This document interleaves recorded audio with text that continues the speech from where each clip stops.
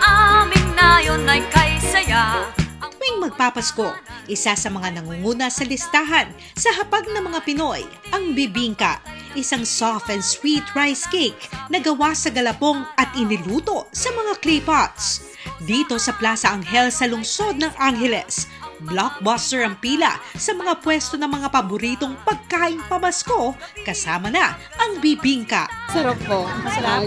Quality po yung food. Masarap po. Worth it siya lalo na kapag kasama mo yung mga friends mo. Like them po. And yung memories po kasi na nabibuild up. Matagal. Mga 30 minutes po akong pumipila. Worth it naman kasi masarap naman siya and every bare months lang may ganito. Kaya we make the most out of it na and nakaka-proud kasi tayong mga Kapampangan may mga ganito tayong pinagmamalaki sa Pampanga. Nagsabit ang parol sa bintana, may awitan habang nagawa.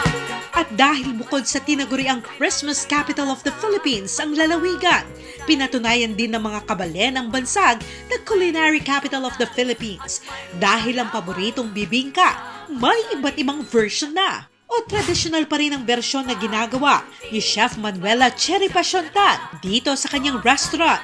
Ang galapong mixture, nilagyan ng salted duck eggs, cheese, at grated coconut toppings. We're using the authentic and traditional way of doing bibingka, no? We're using the original ingredients. Kung ano yung niluluto noong una, yun pa rin ang ginagamit namin. We're not using artificial rice flour. We're really making it from rice talaga. Very smooth yung texture niya. Unlike the other bibingkas that I've tried, the fact that it was made in the traditional way kasi for us Kapampangans, it's very important to maintain the culture. Christmas vibe na rin sa isang hotel na ito sa Clark. Mula sa mga decorations hanggang sa kanilang dessert buffet. Bukod sa mga Christmas-themed na cakes and pastries, ibinida rin ang kanilang bersyon ng bibingka, ang bibing crepe. Sarap. Ito pala yung bibing crepe na ni-level up.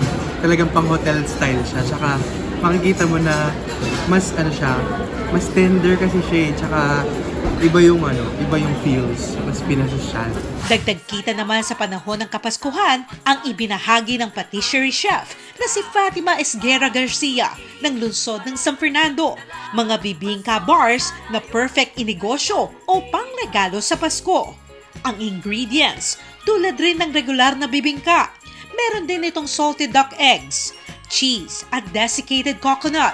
Pinaghalo lang ng lahat ng ingredients, ibinake at saka na kinot into cubes at nilagyan ng Christmas packaging. We all know that bibingka lumalabas lang siya tuwing Pasko. So, syempre, pwede na natin siyang gawin sa mga bahay anytime we want because yung recipe na i-release namin is for all time round naman siya. Most likely, the budget for the ingredients is like 500 pesos. That's maximum. And then you can sell this to like 50% to 100%. Yung buffer mo for the allowance of your expenses. Iba't iba man ang bersyon, dala ng panahon at inobasyon, hindi may kakaila na siya pa rin ang lasa ng paborito nating kakaning pamasko.